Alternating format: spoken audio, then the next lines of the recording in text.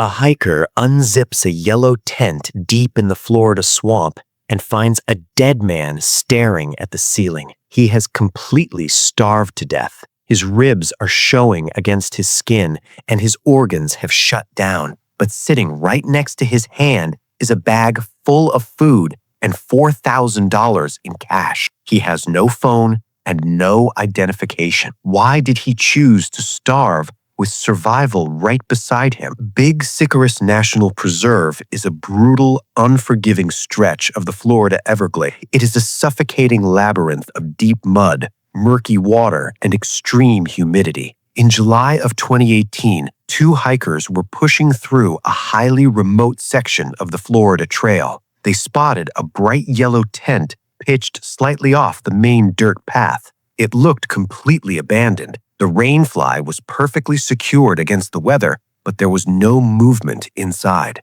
One of the hikers approached and called out, expecting a tired camper to answer.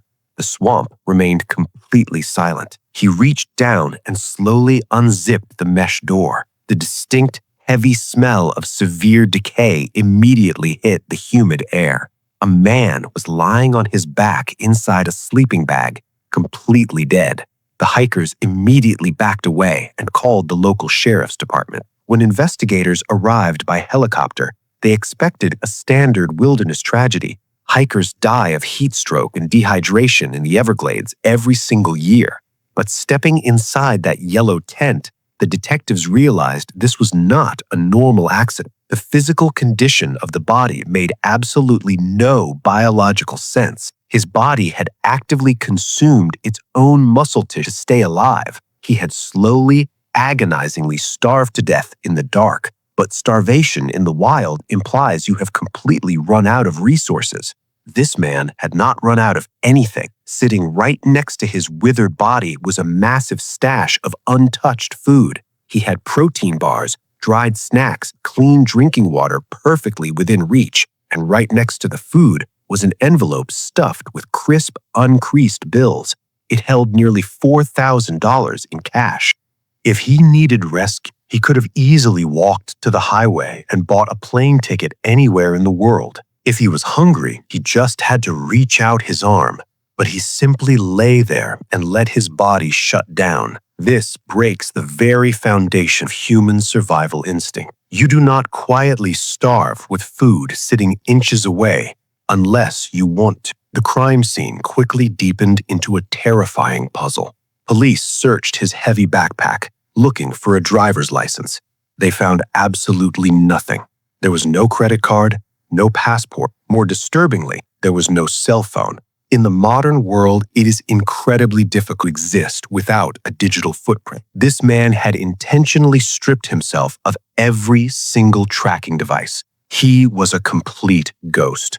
Detectives pulled his fingerprints and ran them through national databases. They expected an immediate hit for a missing person. The system returned absolute zeros. They ran his face through advanced facial recognition software. Nothing matched. He didn't exist in any federal or state system. It was as if he had dropped directly out of the sky into the Florida mud. Collier County detectives were staring at a complete dead end. They had a body, a pile of cash, and a massive biological paradox, but they had no name. Cases like this prove that the most terrifying mysteries don't happen by accident. And if unraveling human secrets is why you watch, subscribe to Evidence Zero, because the truth they eventually found makes the starvation even darker. The police eventually released a composite sketch of the man to the public. They posted photographs of his distinct hiking gear online. Within hours, the true crime community completely exploded. People across the country recognized his face immediately. He wasn't a hidden hermit who lived in a cave. He had spent the last 2 years actively walking the Appalachian Trail.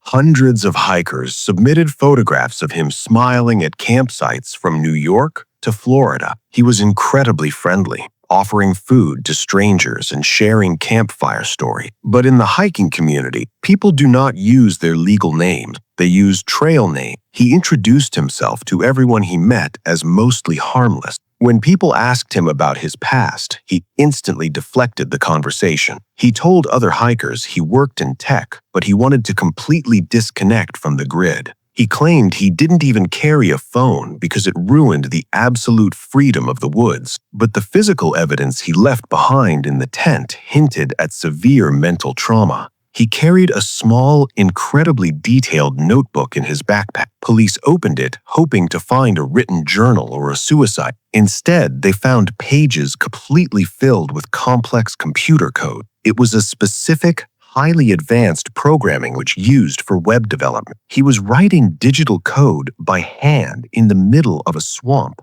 His mind was actively clinging to the very technology he claimed to be running away from. Despite having hundreds of clear photographs, the investigation hit a brick wall. No family members came forward to claim him. No employers reported a missing IT worker. For 2 entire years, the internet tirelessly hunted for his real identity. Web sleuths tracked his exact movements across multiple states. They mapped the specific dates he stayed at Wilderness Hostel. They found security footage of him buying the exact yellow tent in a sporting goods store. But every single lead snapped right back to absolute zero. He had successfully executed the perfect disappearance. He walked out of normal society and entirely erased his past. The sheer psychological weight of that isolation is incredibly heavy. To vanish this completely means you are entirely alone in the world. It means there is not a single person actively looking for you.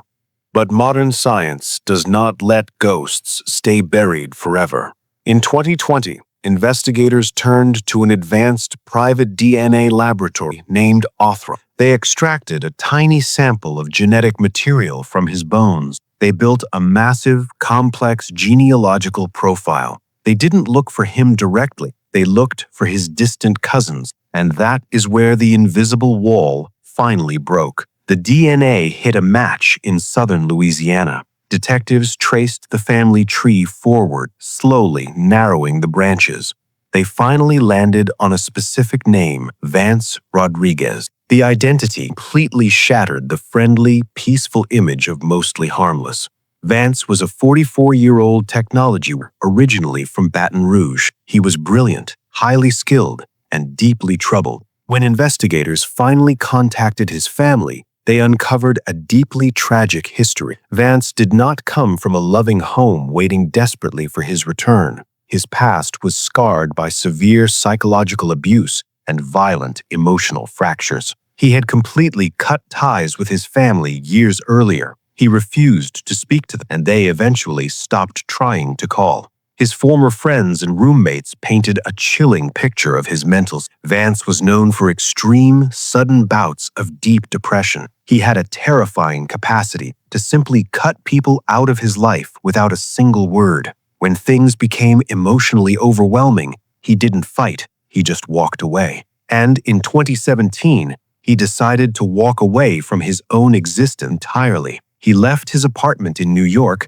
leaving all of his identification sitting on the table. He took his cash and walked straight into the woods. He spent months playing the role of the friendly stranger on the trail. He reinvented himself as someone who belonged out there. But you cannot outrun your own. By the time he reached the humid, suffocating swamps of Florida, the journey was over. His body was physically failing. The autopsy later revealed severe, agonizing hernias in his abdomen. Every step he took in the deep mud would have been sheer physical torture. He pitched his yellow tent slightly off the main trail. He zipped the mesh door completely shut. And this is where the physical evidence becomes absolutely terrifying. He opened his heavy backpack and arranged his food right next to his sleeping bag. He placed the $4,000 in cash neatly within arm's reach. And then he made a conscious, deliberate decision. He stopped eating. He lay down on his thin sleeping pad and stared at the nylon ceiling. Starving to death is not a sudden, violent event. It is an incredibly slow, physically agonizing process. The body eats its own fat to survive. Then it begins to aggressively consume its own muscle tissue. The internal organs slowly shut down. causing intense cramps and terrifying hallucinations. It takes weeks to die this way. For weeks, he lay in the brutal heat of the Florida swamp.